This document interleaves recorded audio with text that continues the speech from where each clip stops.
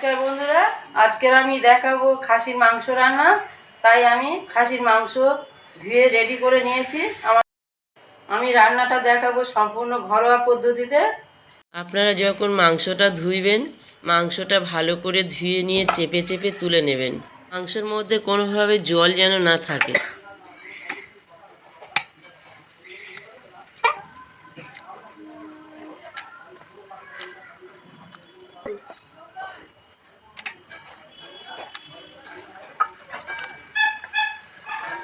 এখানে আমি খাসির মাংসতে আলু দেব, তাই আমি আলু ছাড়িয়ে নিচ্ছি।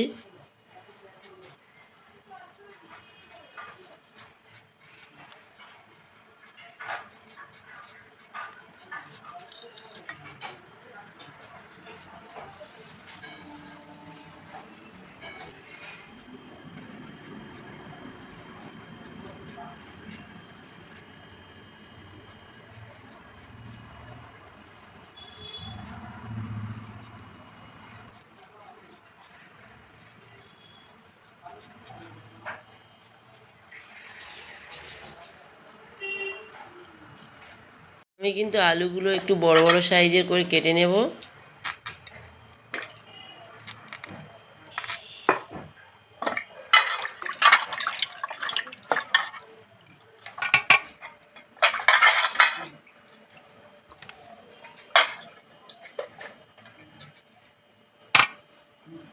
মাংস রান্নার জন্য আমি রসুন আগে থেকে ছাড়িয়ে রেখেছি, পেঁয়াজ ছাড়িয়ে নিয়েছি, আদা ছাড়িয়ে নিচ্ছি। আদাটা একটু ছোট ছোট করে কেটে নেব।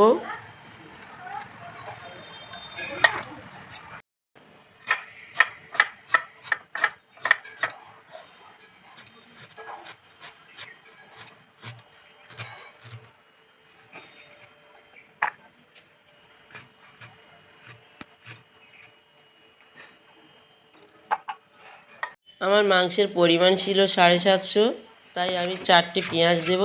পেঁয়াজগুলো কুচু কুচু করে কেটে নেব।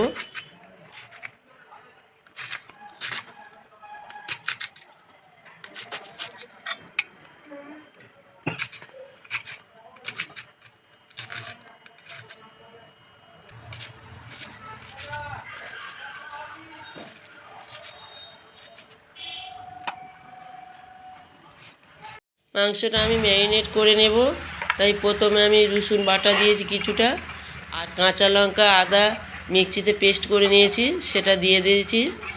আর দিয়ে দেব হলুদের গুঁড়ো, লঙ্কার গুঁড়ো, কিছুটা সর্ষের তেল দিয়ে ভালো করে আমি মাংসটা মাখিয়ে রেখে দেব কিছুক্ষণ।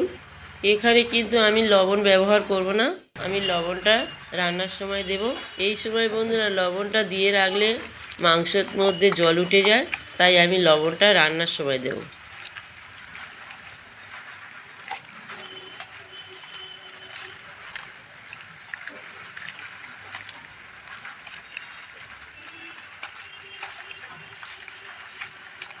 মাংসটা আমার ম্যারিনেট করা হয়ে গেছে।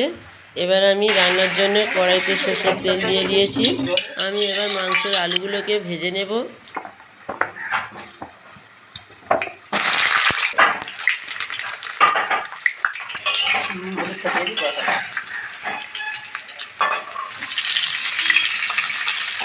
আলু ভেজে নেওয়ার জন্য আমি এর মধ্যে লবণ ও হলুদ দিয়ে ভালো করে আলুটা ভেজে নেব।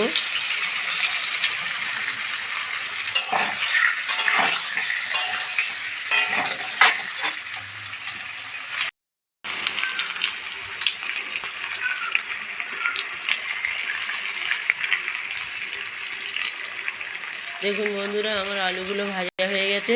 এবার আমি তুলে নেব।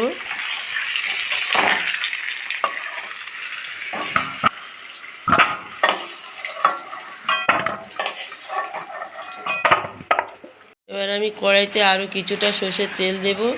দেওয়ার পরে গোটা শুকনো লঙ্কা দেব। এবার আমি দিয়ে দেব গোটা গরম মশলা। গোটা গরম মশলা দিলে তরকারির স্বাদ ও গন্ধে ভালো হয়। এবার আমি এর মধ্যে কেটে রাখা পেঁয়াজগুলো দিয়ে দিচ্ছি। পেঁয়াজগুলো একটু লাল লাল করে ভেজে নেব। এখানে আমি পেঁয়াজের ওপর লবণ ব্যবহার করছি, কারণ পেঁয়াজটা নরম হয়ে যাবে ও সহজে ভাজা হয়ে যাবে। পেঁয়াজগুলো লাল লাল করে ভাজা হয়ে গেছে। আমি এর মধ্যে দিয়ে দেব রসুন বাটা।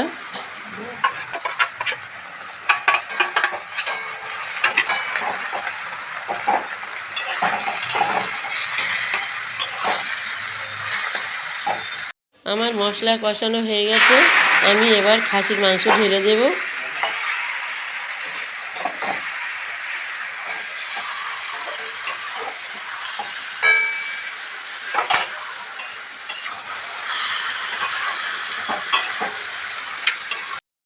এবার আমি মাংসের উপরে লবণ দিয়ে দেব, দিয়ে ভালো করে কষিয়ে নেব।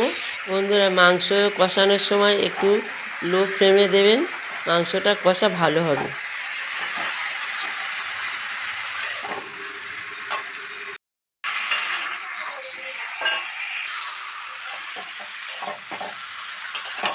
আপনারা চাইলে এর মধ্যে একটু হালকা পরিমাণে জল দিতে পারেন, তাহলে মশলাটা পুড়বে না, তো মাংসটা ভালো কষানো।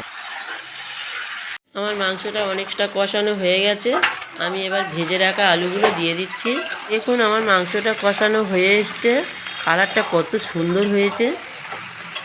বন্ধুরা, এখানে আমি মাংসতে আলু দেওয়ার আগে 20 মিনিট ধরে মাংসটা কষিয়ে নিয়েছি। আপনারা এই রকম সময় দিয়ে মাংস কষাবেন। যখন বন্ধুরা সময় নিয়ে মাংসটা কষাবেন তখন একটু হালকা জল দেবেন। আমি আগে হালকা জল দিয়েছি। মাংস ভালো না কষিয়ে নিলে খেতে ভালো লাগবে না।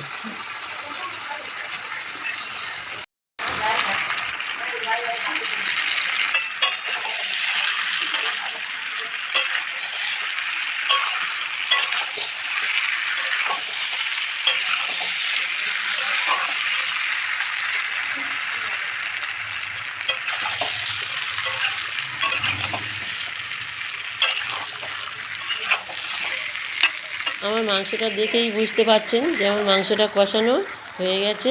এবার আমি এর মধ্যে জল দিয়ে দেব।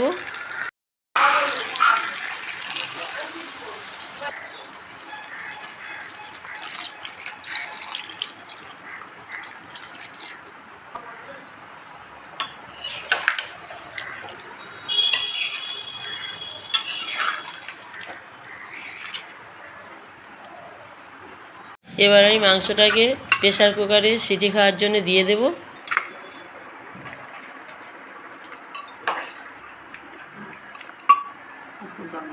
আমি এখানে গোটা গরম মশলা দেব, তাই গরম মশলাগুলো বেটে নিচ্ছি। আমি শিলে বাটবো এটা।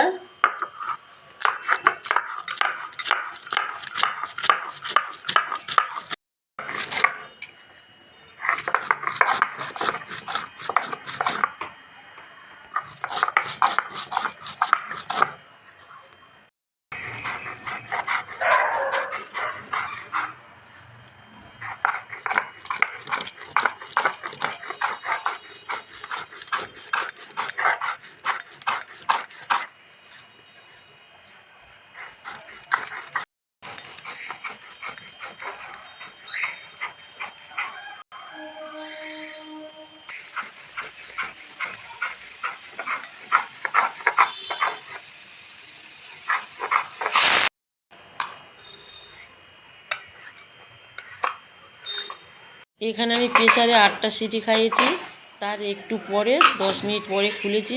আমার মাংসটা সিদ্ধ হয়ে গেছে, দেখুন কত সুন্দর কালার হয়েছে।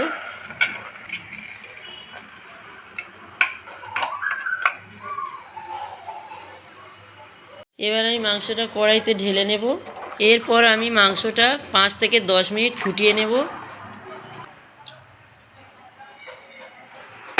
আমার তরকারি ফুটে গেছে, এর মধ্যে আমি গোটা গরম মশলা বাটাটা দিয়ে দেব।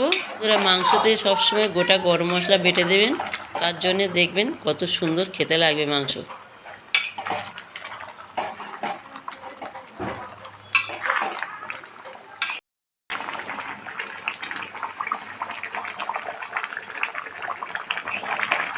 খাসির মাংস রান্না পুরোপুরি রেডি, আমি এবার এটাকে ঢেলে নিচ্ছি।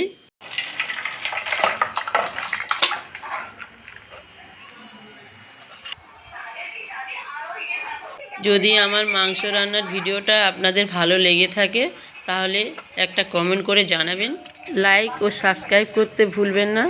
আমার মতো করে মাংস বানিয়ে খেয়ে আমাকে জানাবেন কমেন্ট করে। এইভাবে আমার পাশে থাকবেন। ধন্যবাদ।